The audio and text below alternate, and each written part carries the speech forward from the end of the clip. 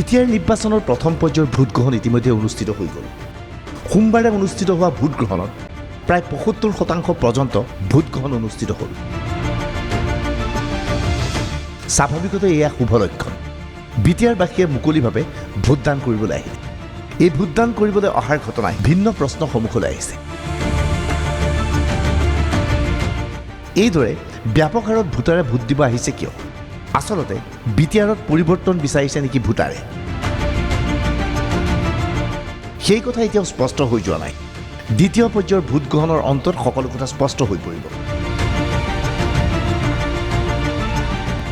বিটিআৰৰ দ্বিতীয় পৰ্যায়ৰ প্ৰচাৰ অভিযান শেষ। বৃহস্পতিবাৰে দ্বিতীয় পৰ্যায়ৰ ভোটগ্ৰহণ। কোনে এইবাৰ বিটিআৰ দখল কৰিব পাৰিব? হাগ্ৰামা মহিলাৰে নিজৰ দুৰ্গ অক্ষুণ্ণ ৰাখিব পাৰিবনে? নকলেও হ'ব। ১৭ বছৰ ধৰি বিটিআৰ দখল কৰি আহিছিল হাগ্ৰামা মহিলাৰ নেতৃত্বাধীন BPF-এ। যোৱা ১৭টা বছৰত হাগ্ৰামা মহিলাক বহু অভিজ্ঞতাই শিকালে। হাগ্ৰামা মহিলাই যোৱা ১৭টা বছৰত ভালকৈ জানিছিল বিটিআৰত শাসন কৰিবলৈ হ'লে কেৱল বড়ো ভোটৰ ওপৰত আস্থা ৰাখিলে নহ'ব, আস্থা ৰাখিব লাগিব অনাবড়ো ভোটৰ ওপৰত। যাৰ পৰিপ্ৰেক্ষিতত বিগত সময়ছোৱাত অনাবড়ো ভোটাৰৰ অন্যতম গডফাদাৰ হৈ পৰিছিল হাগ্ৰামা মহিলাই। এই অনাবড়ো ভোটৰেই বিগত সময়ছোৱাত BPF-এ বিটিআৰ দখল কৰিবলৈ সক্ষম হৈছিল। আনকি বিধানসভা নিৰ্বাচনতো এখনৰ পিছত এখনকৈ আসন BPF-এ দখল কৰিব পাৰিছিল এই অনাবড়ো লোকৰ সমৰ্থকৰ বাবে। কিন্তু এইবাৰ যেন পৰিৱেশ পৰিস্থিতি সলনি হৈছে। বিটিআৰত অনাবড়ো লোকসকলৰ ভোট দিবলৈ কোনো বিকল্প নাছিল। কিন্তু লোকসভা নিৰ্বাচনৰ সময়ত তেওঁলোকৰ সন্মুখত বিকল্পৰ বাবে সদায় থিয় দিয়ে নৱশৰণীয়াই। যাৰ পৰিণতি প্ৰধানমন্ত্ৰী নৰেন্দ্ৰ মোদীৰ সপক্ষে ঢৌ থকা স্বত্তেও বিজেপিৰ মিত্ৰ দল BPF-ৰ প্ৰাৰ্থীক পৰাভূত কৰি নৱশৰণীয়া কোকৰাঝাৰৰ সাংসদ হিচাপে নিৰ্বাচিত হৈছিল। অৰ্থাৎ সমগ্ৰ কোকৰাঝাৰৰ অনাবড়ো ভোটাৰে BPF-ৰ বিকল্প বিচাৰি আছিল। এইবাৰ বিটিআৰৰ নিৰ্বাচনত কিন্তু অনাবড়ো লোকসকলে বিকল্প বিচাৰি পালে। সেই বিকল্প আন কোনো নহয়, সেই বিকল্প হৈছে বিজেপি। বিজেপিয়ে ব্যাপক হাৰত প্ৰচাৰ চলালে। হিমন্ত বিশ্ব শৰ্মাৰ তৎপৰতাত প্ৰতিখন সভাত হাগ্ৰামা মহিলাক প্ৰত্যাহ্বান জনোৱা হ'ল। এনেধৰণৰ প্ৰত্যাহ্বান, এনেধৰণৰ আক্ৰমণ হাগ্ৰামা মহিলাৰে হিমন্ত বিশ্ব শৰ্মাৰ পৰা সপোনতো ভবা নাছিল। কিন্তু সকলো সংগঠিত হ'ল। এনে পৰিৱেশ পৰিস্থিতিৰ সৃষ্টি হ'ল যে এতিয়া বিজেপি অতুৎসাহী হৈ পৰিছে। প্ৰথম পৰ্যায়ৰ ভোটগ্ৰহণ অনুষ্ঠিত হোৱাৰ পিছত বিজেপি ইমানেই অতুৎসাহী হৈ পৰিছে যে বিটিআৰ তেওঁলোকে দখল কৰিব পাৰিম বুলি দাবী কৰিছে। কিন্তু পিছ পৰি থকা নাই হাগ্ৰামা মহিলাই। হাগ্ৰামা মহিলাই জানে বিজেপিৰ বিটিআৰত কোনো সাংগঠনিক ভেটি নাই। সাংগঠনিক ভেটি সাংঘাতিক ধৰণে শক্তিশালী BPF-ৰ। সেয়েহে প্ৰথম পৰ্যায়ৰ নিৰ্বাচনত BPF-এ দাবী কৰে তেওঁলোকৰ ফলাফল ভাল হ'ব। BPF-ৰ চিন মুকাম নোহোৱা কৰি পেলাইছে। চিৰাঙতো মই যোৱা কালিলৈকে মিটিং কৰিছোঁ, BPF-ৰ লাহে লাহে অস্তিত্ব হেৰাইছে। মই ভাবোঁ আজি সমদলৰ পিছত কোকৰাঝাৰতো BPF-এ অস্তিত্ব হেৰুৱাব।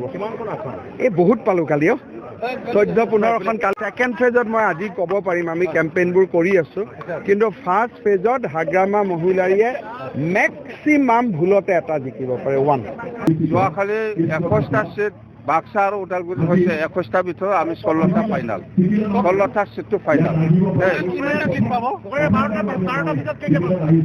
নাই নাই, আমি কোকৰাঝাৰ আৰু চিৰাং মিলাই পেলাই 19টা চিটত আমি 15টা চিট পাই আছে। 15 আৰু 16 31টা, মুঠতে 30 প্লাছ হৈ গ'ল।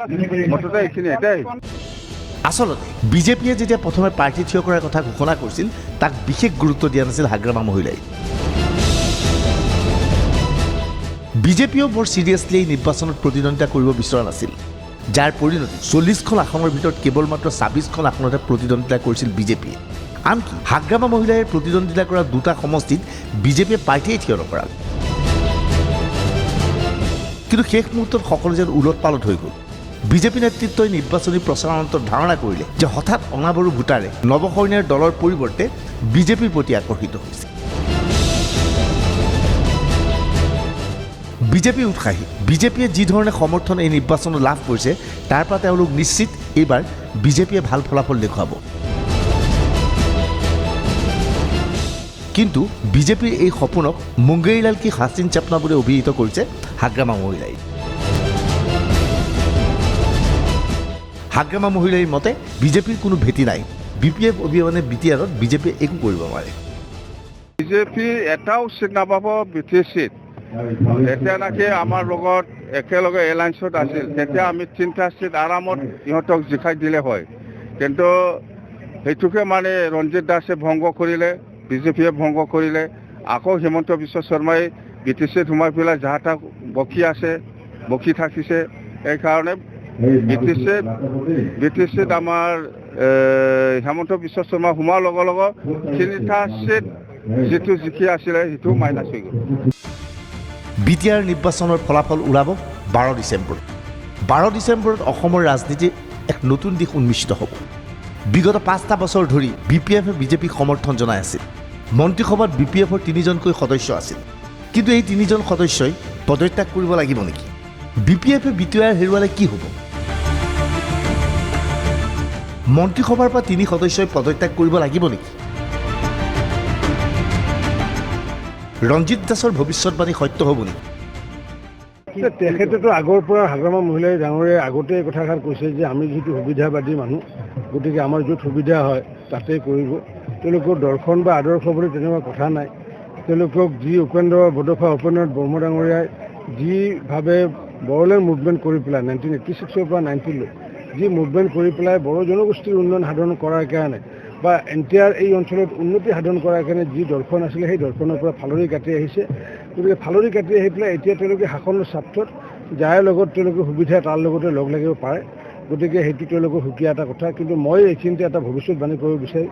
মই ভাবোঁ যে সম্ভৱতঃ, মই নাজানো, সম্ভৱতঃ আগন্তুক দিনত অসম বিধানসভাৰ 3টা মন্ত্ৰীসভাৰ পদ খালী হোৱাৰ সম্ভাৱনা এটা আছে। ৰঞ্জিত দাসে এনে মন্তব্যৰ জৰিয়তে ক'ব বিচাৰিছে BTR নিৰ্বাচনত এইবাৰ BPF উৎখাত হ'ব, সেয়েহে মন্ত্ৰীসভাৰ পৰা 3জন সদস্যই পদত্যাগ কৰিব লাগে। ইয়াৰ বিপৰীত স্থিতিত আছে হিমন্ত বিশ্ব শৰ্মা। আচলতে নিৰ্বাচনৰ প্ৰাক মুহূৰ্তত নতুন দিল্লীত অমিত শ্বাহ আৰু JP নাড্ডাৰ সৈতে যিখন সভা অনুষ্ঠিত হৈছিল, সেই সভাত বিজেপি নেতৃত্বই স্পষ্টভাৱে কৈছিল মিত্ৰ দলক কেতিয়াও বিজেপিয়ে এৰি নিদিয়ে। প্ৰয়োজন সাপেক্ষে মিত্ৰদল নিজে আঁতৰি যাব লাগে, আৰু সেইমতে এতিয়া হিমন্ত বিশ্ব শৰ্মাই প্ৰক্ৰিয়া আগবঢ়াইছে। মানসিক হেঁচা প্ৰয়োগ কৰি BPFৰ 3 মন্ত্ৰীক পদত্যাগ কৰিবলৈ হেঁচা প্ৰয়োগ কৰিছে হিমন্ত বিশ্ব শৰ্মাই। আমি কৈ আছো এৰা নাই, আমি 5 বছৰৰ কাৰণে আছো। 2021 চনৰ এপ্ৰিল মাহৰ 12 তাৰিখ বা 14 তাৰিখ যিদিনাখন এই ইলেকশ্যন ঘোষণা হ'ব সিদিনাখনৰ পৰা আমি নাই। কিন্তু যিহেতু 5 বছৰৰ আমাৰ কমিটমেণ্ট আছে সেইটো আমি ৰাখিম। কোনো ক্ষেত্ৰতে আমি ব্যক্তিগত আমাৰ কাৰো শত্ৰুতা নাই। গতিকে 3জন মন্ত্ৰীয়ে যদি থাকিব খোজে এপ্ৰিললৈকে থাকিব পাৰিব, কিন্তু আমাৰ লগত ইলেকশ্যন কোনো বুজাবুজি BPFৰ নহয়। বিধানসভাও আমি নিজে খেলিম, যেনেকৈ আমি আজি কাউন্সিল নিজে খেলিম। বিজেপিয়ে বিশ্বাসঘাতক কৰিছে, সেইটো হয়।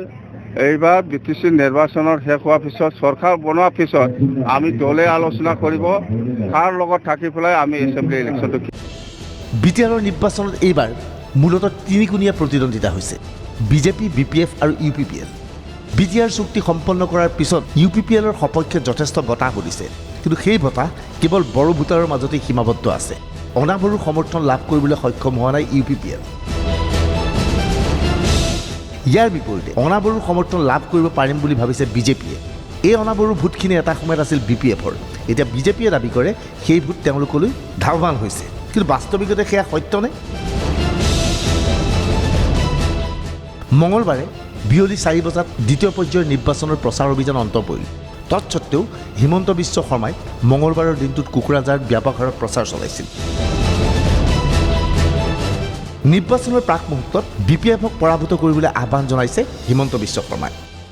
আমি মেছেজ ক্লিয়াৰ কৰি দিছোঁ যে হাগ্ৰামা মহিলাৰীক ভোট দিব নালাগে, BPFক ভোট দিব নালাগে।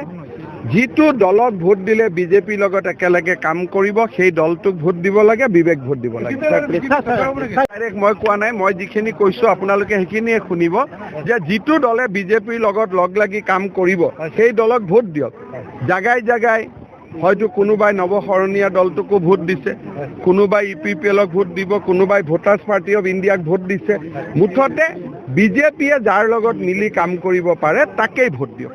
আমি ফকিৰাগ্ৰাম সমষ্টিত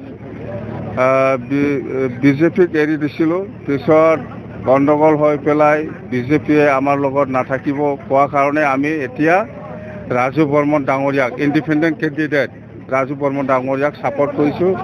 আৰু ফকিৰাগ্ৰাম সমষ্টিত ৰাজু বৰ্মন জিকাটো খাটাং, বেলেগ আৰু অপশ্যন নাই। বিজেপিটো নিজিকে, ইয়াত AIUDF নিজিকিব, বিজেপিও নিজিকিব, কংগ্ৰেছো নিজিকিব, কোনো নিজিকে। ৰাজু বৰ্মনে জিকাটো 100% খাটাং হৈ গ'ল। বিজেপি নেতৃত্ব যথেষ্ট আশাবাদী। BTR নিৰ্বাচনত বিজেপিয়ে ভাল ফলাফল দেখুৱাব বুলি তেওঁলোকে দাবী কৰে, যি দাবীক অগ্ৰাহ্য কৰিছে BPF-এ। BPF-এ নাভাবে ওদালগুৰি আৰু বাস্কা জিলাত বিজেপিয়ে ভাল ফলাফল দেখুৱাইছে বুলি, কিন্তু বিজেপিয়ে ভাবে হয়তো সেইবাবেই পীযুষ হাজৰিকাৰ দৰে নেতাই এতিয়া ক'বলৈ বাধ্য হৈছে কেৱল 26খন আসনত প্ৰতিদ্বন্দ্বিতা কৰি বিজেপিয়ে ভুল কৰিছিল। ইলেকশ্যনত জিকিম। আমাৰ অলপ এটা ভুল হ'ল যে আমি 26টাত ইলেকশ্যন খেলিছোঁ। 40টাত খেলিলেতো আমি 30টা 32টা জিকিলোঁ হয়। এতিয়াও মই দৃঢ়তাৰে কওঁ, মই যোৱাকালি আহিছোঁ, 15 দিন BTC থাকি আহিছোঁ। I am totally confident we are going to form BTC government this time. অকলে কৰিবনে? মইতো অকলে ভাবোঁ, এটা দুটা ক'ৰবাত থাকিলে দেখা যাব, মই এটাক অকলে কৰিম বুলি কনফিডেণ্ট। Bureau report DY365।